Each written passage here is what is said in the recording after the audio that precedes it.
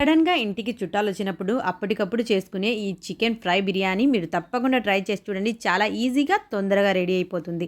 మరెందుకు ఆలస్యం ఫ్రెండ్స్, పదండి రెసిపీ చేసే విధానం చూద్దాం. రెసిపీ చూడడం కంటే నా ఛానల్‌ని మొదటిసారిగా చూస్తూ ఉంటే తప్పకుండా నా ఛానల్‌ని సబ్స్క్రైబ్ చేసుకోండి. మరి ఎందుకు ఆలస్యం ఫ్రెండ్స్, ముందుగా బియ్యాన్ని కడిగి పెట్టుకోవాలి.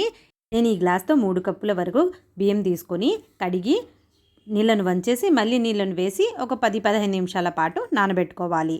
నెక్స్ట్ మసాలా ప్రిపేర్ చేసుకోవాలి. ఇందుకోసం 1 కప్పు వెల్లుల్లి రెబ్బలు వలిచి తీసుకోండి పొట్టు, 1 కప్పు పుదీనా, 1 కప్పు కొత్తిమీర తీసుకొని ఒక మిక్సర్ జార్లో ఈ మొత్తం ఇంగ్రీడియంట్స్ని యాడ్ చేసుకొని కొద్దిగా నీళ్ళను వేసి బాగా మెత్తగా మిక్సీ పట్టుకోవాలి. మనం రోజు చేసే బిర్యానీ కాకుండా కొద్దిగా వెరైటీగా ఉంటుందండి. మనం మామూలుగా అయితే అల్లం కూడా వేస్తాం కాబట్టి ఇందులో అల్లం వేయము. ఇలాగే ప్రిపేర్ చేసుకోవాలి. ఈ విధంగా గ్రైండ్ చేసి పక్కన పెట్టుకోండి ఈ మసాలాని. ఇప్పుడు ఒక ప్యాన్ తీసుకొని గ్యాస్ ఆన్ చేసేసి ప్యాన్ వేడెక్కిన తర్వాత 1.5 కప్పు వరకు ఆయిల్ యాడ్ చేసుకోవాలి. కొద్దిగా కావాలంటే నెయ్యి అయినా వేసుకోవచ్చు. ఆయిల్ తగ్గించుకొని ఆయిల్ బాగా వేడెక్కిన తర్వాత 1.5 ఉల్లిపాయ తీసుకొని కట్ చేసుకొని ఈ విధంగా ఫ్రై చేసుకోవాలి. మరీ గోల్డెన్ బ్రౌన్ కలర్ రావాల్సిన అవసరం లేదండి. కొద్దిగా పింక్ కలర్ వచ్చేంత వరకు ఫ్రై చేసుకోవాలి. ఇందులోనే మసాలాలు, చెక్క, లవంగ, యాలకులు వేసుకోవాలి. 4 నుంచి 5 పచ్చిమిర్చి, కారాన్ని బట్టి పచ్చిమిర్చి క్వాంటిటీ తక్కువ ఎక్కువ చేసి వేసుకోవచ్చు. మళ్ళీ మనం ప్రిపేర్ చేసి పెట్టుకున్న కొత్తిమీర, పుదీనా, వెల్లుల్లి పేస్ట్ని యాడ్ చేసుకొని కొద్దిగా ఫ్రై చేసుకోవాలి. ఒక 2 నిమిషాల పాటు ఫ్రై చేసిన తర్వాత 2 నుంచి 3 కట్ చేసిన టమాటాలను యాడ్ చేసుకోవాలి. టమాటాలు కూడా ఎక్కువ పట్టదండి. ఈ బిర్యానీలో మసాలా ఎక్కువగా ఉండదు, కానీ టేస్ట్ అయితే సూపర్గా ఉంటుంది. చాలా తొందరగా రెడీ చేసుకోవచ్చు. ఇప్పుడు టమాటాలు వేసిన తర్వాత ఫ్రై చేసి టమాటాలు కొద్దిగా మెత్తగా అయ్యేంత వరకు ఉడికించుకోవాలి. నెక్స్ట్ ఇందులో చికెన్ యాడ్ చేసుకోవాలి. 1 కిలో చికెన్ వేస్తున్నాను. చికెన్ పీసెస్ మీడియంగా ఉండాలండి. మరీ పెద్దగా కాకుండా చిన్నవిగా ఉంటే తొందరగా ఉడికిపోతుంది. ఫ్రై కోసం మనకు పర్ఫెక్ట్గా ఉంటుంది. ఇప్పుడు రుచికి తగినంతగా ఉప్పు వేసేసి ఒకసారి బాగా కలపండి. కలిపిన తర్వాత మూత పెట్టేసి చికెన్ బాగా ఉడికేంత వరకు ఉడికించుకోవాలి. నీళ్లను అస్సలు వేయకూడదండి. చికెన్ నుంచి వచ్చిన నీళ్ళతోనే చికెన్ మొత్తం బాగా ఉడికిపోతుంది. చికెన్ పీసెస్ చిన్నగా ఉండటం వల్ల తొందరగా కూడా ఉడికిపోతుంది. మధ్య మధ్యలో మూత తీసి ఒకసారి కలుపుతూ మళ్ళీ చికెన్ బాగా మగ్గేంత వరకు ఉడికించుకోవాలి. చూడండి, ఆల్మోస్ట్ చికెన్ అయితే బాగా ఉడికిపోయింది.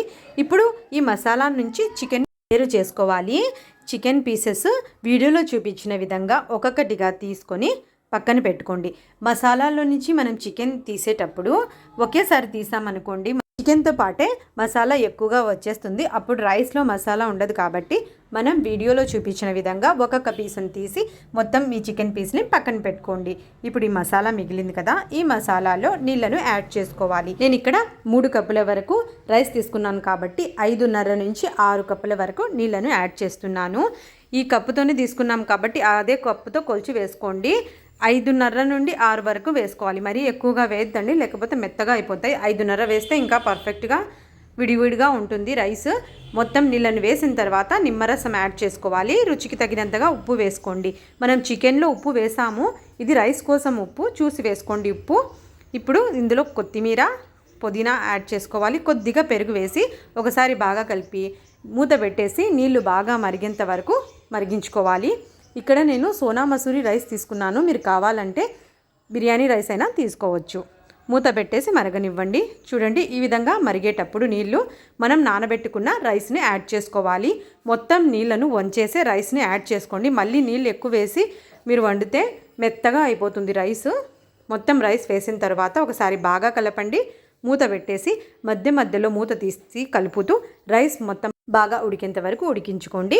మొత్తం నీళ్లు ఇంకిపోయేంత వరకు ఉడికించుకోవాలండి. మధ్య మధ్యలో కలుపుతూ ఉండండి, లేకపోతే రైస్ కింద ఉండిపోయి నీళ్లు పైన ఉండిపోతాయి. అప్పుడు సరిగా ఉడకవన్నమాట. ఈ విధంగా మధ్య మధ్యలో తీసి ఒకసారి కలుపుతూ మళ్ళీ మూత పెట్టేసి బాగా ఉడికేంత వరకు ఉడికించుకోండి. చూడండి, ఈ నీళ్లు ఆల్మోస్ట్ అబ్జర్వ్ అయిపోయాయి కదా. ఇప్పుడు ఒకసారి బాగా కలిపేసి మూత పెట్టేసి దమ్ చేసుకోవాలి. ఒక 2-3 నిమిషాలు హై ఫ్లేమ్లో, ఒక 5 నిమిషాల పాటు లో ఫ్లేమ్లో దమ్ చేసుకోవాలి. బరువు ఏమైనా పెట్టండి. ఈ విధంగా ఒక 5 నిమిషాల తర్వాత బరువు తీసేసి మూత తీసి రైస్ని ఒకసారి పైకి కిందికి ఫస్ట్ లేయర్ ఈ విధంగా చేసుకోవాలండి, వీడియోలో చూపించిన విధంగా. ఎందుకంటే ఇలా చేయడం వల్ల రైస్ బాగా దమ్ అవుతుంది. పైన ఉండే రైస్ కొద్దిగా పచ్చిగా ఉంటుంది ఒక్కొక్కసారి. అందుకని ఈ విధంగా చేయడం వల్ల రైస్ బాగా పర్ఫెక్ట్గా దమ్ అవుతుంది. ఇలా చేసిన తర్వాత మూత పెట్టేసి ఒక 10-15 నిమిషాలు వదిలేయండి. అప్పటిలోగా మనం చికెన్ ఫ్రై చేసుకుందాం. ఇందుకోసం ఒక కడాయి తీసుకొని గ్యాస్ ఆన్ చేసి కడాయి వేడెక్కిన తర్వాత ఇందులో ఆయిల్ కానీ బటర్ కానీ యాడ్ చేసుకోండి. బటర్తో గిన ఫ్రై చేస్తే ఇంకా టేస్టీగా ఉంటుందండి. మేమైతే ఆయిలే వేసాము. ఇప్పుడు మనం తీసి పెట్టుకున్న ఈ చికెన్ పీసెస్ని యాడ్ చేసుకొని ఇందులోనే కొత్తిమీర, పుదీనా యాడ్ చేసి కొద్దిగా కలర్ చేంజ్ అయ్యేంత వరకు ఫ్రై చేసుకోవాలి. ఇక్కడ 1 టీ స్పూన్ వరకు మిరియాల పొడి కూడా యాడ్ చేసుకోండి. మిరియాల పొడి తప్పకుండా వేయాలండి. వర్షాలు చలి బాగా ఉన్నాయి కదా, ఇప్పుడు ప్రెజెంట్ అయితే ఈ చికెన్ ఫ్రై ఈ విధంగా మిరియాల పొడి వేసి చేస్తే హెల్త్ వైజ్ కూడా చాలా మంచిదండి. మీరు తప్పకుండా ట్రై చేసి చూడండి. చాలా తొందరగా టేస్టీగా ఉంటుంది ఈ రెసిపీ. చూడండి, ఈ చికెన్ కొద్దిగా కలర్ చేంజ్ అయిపోయింది కదా. ఇప్పుడు గ్యాస్ ఆఫ్ చేసేసి ఈ బిర్యానీని ఒక బౌల్లోకి తీసుకొని పైనుంచి మనం ఫ్రై చేసి పెట్టుకున్న చికెన్ పీసులు యాడ్ చేసుకోవాలి.